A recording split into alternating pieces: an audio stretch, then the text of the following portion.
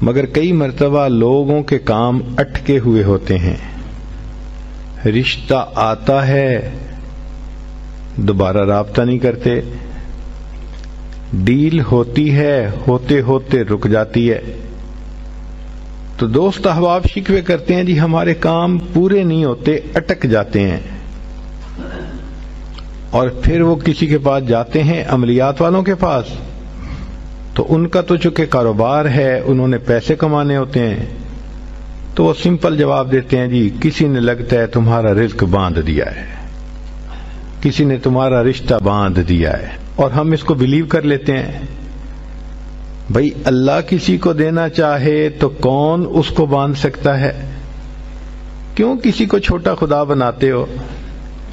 کوئی کسی کا رزق نہیں باندھ سکتا، کوئی کسی کا رشتہ نہیں باندھ سکتا، ہمارا ایک ہی خدا ہے، اس کے کام کو کوئی روک ہی نہیں سکتا۔ خواہ مخواہ اپنا عقیدہ بھی خراب اور اپنا عمل بھی خراب۔ سیدھی بات ہے کہ نبی علیہ الصلوۃ والسلام نے جو باتیں سکھائیں ان کو کریں، خود بخود عملیات سے جان چھوٹ جائے گی۔